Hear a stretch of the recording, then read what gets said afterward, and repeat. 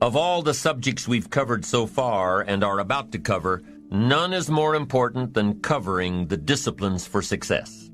What's at the core of achieving the good life? The major key to the good life. The major key is not in learning how to set goals. It is not in learning how to better manage your time. It is not in mastering the attributes of leadership. Every day in 1,000 different ways, we are trying to improve ourselves by learning how to do things. We spend a lifetime gathering knowledge in classrooms, in textbooks, in experiences.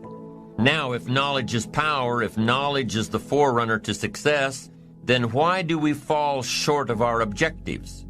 Why, in spite of all our knowledge and in spite of our collective experiences, do we find ourselves aimlessly wandering, settling for a life of existence rather than a life of substance?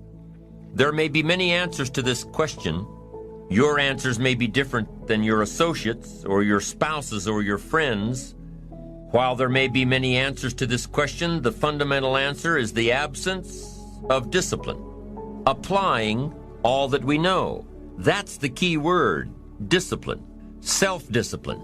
We might add one more word here, consistent. Consistent self-discipline. It doesn't really matter how smart you are or how much you know if you don't use it. It doesn't really matter that you graduated magna cum laude if you're stuck in a low-paying job. It doesn't really matter if you attended every seminar that comes to town if you don't apply what you've learned. Better than knowledge is applied knowledge. And once we've applied our knowledge, we must study the results of that process. Apply our knowledge, study the results, refine our approach. Finally, by trying and observing and refining and trying again, our knowledge will inevitably produce worthy results, admirable results. And with the joy and results of our efforts, we continue to apply, to learn, to observe, to fuel our ambition with the positive reinforcement of continued progress. Pretty soon, we'll find that we're swept into a spiral of achievement, a vertical rise to success. And the ecstasy of that total experience makes for a life of triumph over tragedy, dullness, and mediocrity. But for this whole process to work for us, we must first master the art of discipline, self-discipline, consistent self-discipline.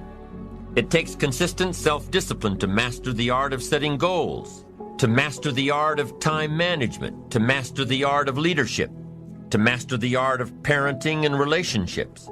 If we don't make consistent self-discipline part of our daily lives, the results we seek will be sporadic and elusive. It takes a consistent effort to truly manage our valuable time, or we'll be consistently frustrated. Our time will be eaten up by others whose demands are stronger than our own. It takes discipline to conquer the nagging voices in our minds, the fear of failure, the fear of success, the fear of poverty, the fear of a broken heart. It takes discipline to keep trying when that nagging voice within us brings up the possibility of failure. It takes discipline to admit our errors and recognize our limitations. The voice of the human ego speaks to all of us. Sometimes the voice of ego says that we should magnify our value beyond our results. It leads us to exaggerate, to not be totally honest. It takes discipline to be totally honest, both with ourselves and with others. Be certain of one thing: every exaggeration of the truth, once detected by others, destroys our credibility and makes all that we say and do suspect. As soon as a business colleague figures out that we tend to exaggerate, guess what? They'll always think we exaggerate, and they'll never quite hold us in the same regard again. The tendency to exaggerate, distort, or even withhold the truth is an inherent part of all of us. And only an all-out, disciplined assault can overcome this tendency. It takes discipline to change a habit, because habits are formed a little bit each day, every day, every day. Once habits are formed, they act like a giant cable. They act like a nearly unbreakable instinct that only long-term disciplined activity can change. We must unweave every strand of the cable of habits slowly and methodically, until the cable that once held us in bondage becomes nothing more than scattered strands of wire. It takes the consistent application of a new discipline, a more desirable one, to overcome one which is less desirable. It takes discipline to plan. It takes discipline to execute our plan. It takes discipline to look with full objectivity at the results of our applied plan. And it takes discipline to change either our plan or our method of executing that plan if the results are poor. It takes discipline to be firm when the world throws opinions at our feet.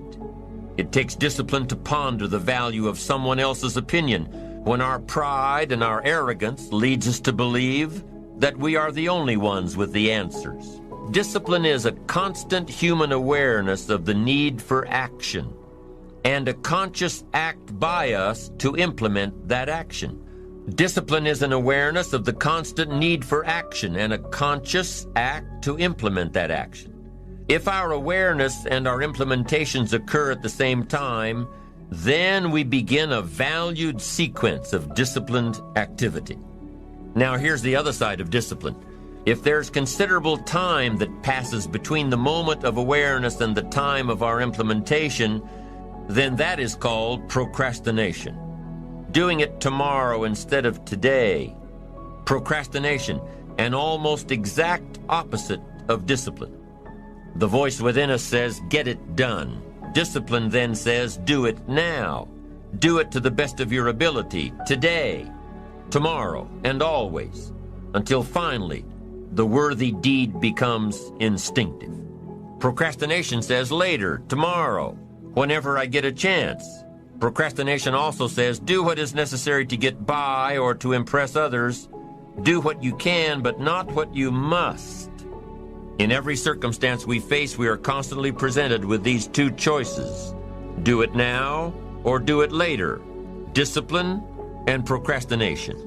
A choice between a disciplined existence bearing the fruit of achievement and contentment, or procrastination, the easy life for which the future will bear no fruit, only the bare branches of mediocrity. The rewards of a disciplined life are great, but they're often delayed until some time in the future. The rewards for the lack of discipline are immediate, but they are minor in comparison to the immeasurable rewards of consistent self-discipline. An immediate reward for lack of discipline is a fun day at the beach. A future reward of discipline is owning the beach. For most, we choose today's pleasure rather than tomorrow's fortune. So how can you get rid of the easy distractions? How can you keep your mind on what you're trying to do?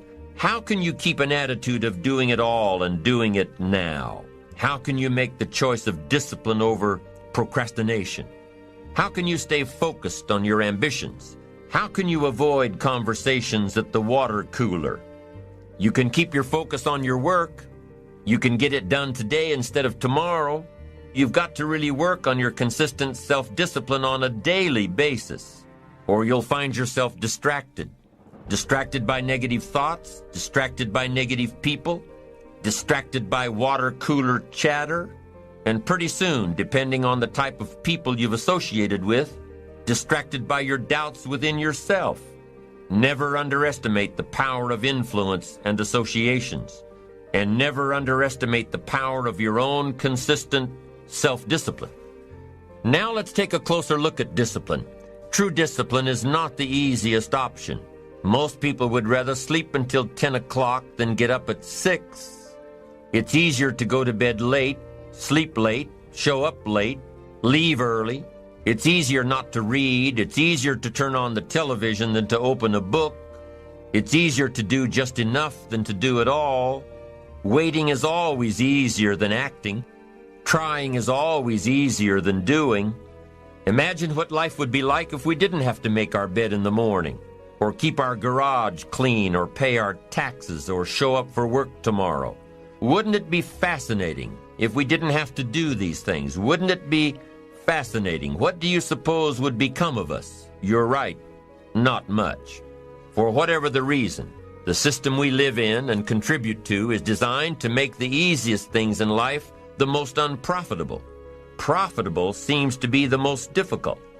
Our world is and always will be a constant battle between the life of ease and its momentary rewards and a life of discipline and its far more significant rewards. Each has its own price, the price of discipline or the price of regret. We will pay one or the other. What we wish we had done is the voice of regret, speaking in a sorrowful tone at a time when there is no going back. This is regret. No second chance. No, what would I do differently? Choose one or the other, but both will have their price, the price of discipline or the price of regret. One costs pennies, the other a fortune. Dostoevsky said, "There are hundreds of young men who would die for the truth, but very few who would spend 5 years studying to know what the truth is."